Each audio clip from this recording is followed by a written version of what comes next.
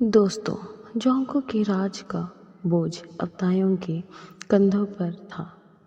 Diary के पन्ने जैसे उसके दिल के दरवाजे खोल रहे थे, लेकिन सवाल था, क्या तायोंग अब भी आज़ाद कह सकता था? तायोंग डायरी को धकेल देता है, पीछे हट जाता है। जोंको आगे बढ़ता है, एक अजीब मुस्कान के साथ। जोंकुक उसके लफ्ज़ एक तरफ प्यार जगा रहे थे और दूसरी तरफ खौफ का जहर। दीवार पर फोटोग्राफ चिपकी हुई है।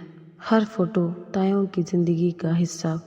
बस स्टॉप, क्लासरूम, घर के बाहर तक तायों के होश उड़ जाते हैं।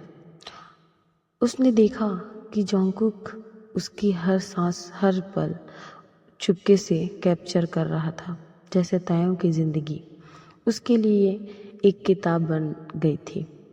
धीरे से जोंकुक कहता है, जोंकुक, मैं तुम्हें अपना बनाने के लिए कुछ भी कर सकता हूँ, समझे तुम?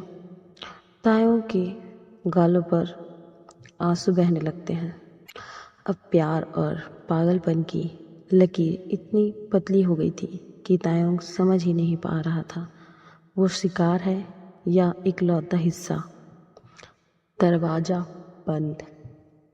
तायोंग भागता है, हैंडल घुमाता है, दरवाज़ा खुलता ही नहीं। जोंकुक उसके कंधों पर हाथ रखता है। जोंकुक, कहा ना, राज सिर्फ अपनों के बीच रहता है, तुम अब बाहर नहीं जा सकते। वो दरवाज़ा सिर्फ लोहे का नहीं था, वो जोंकुक के ऑब्सेशन की दीवार थी, और उस दीवार के पीछे तायोंग अब कैद हो चुका था। विंडो के बाहर तेज बारिश, बिजली चमकती है। तायोंग का चेहरा रोशनी में, डर, आंसू, एक छुपी चिंगारी। जोंकुक की आंखें अंधेरे में चमकती हैं। अब कहानी बस एक मोड़ पर खड़ी है। क्या तायोंग जोंकुक के पागलपन में डूब जाएगा या अपनी आज़ादी के लिए कुछ ऐसा करेगा जो सब कुछ बदल दे? ये कहानी यहीं पर एंड होती है। अगर आपको इस कहानी के अगला पार्ट देखना है तो चैनल को लाइक एंड सब्सक्राइब करके कमेंट में ज़रूर बताना आपको ये कहानी कैसी लगी। Bye bye.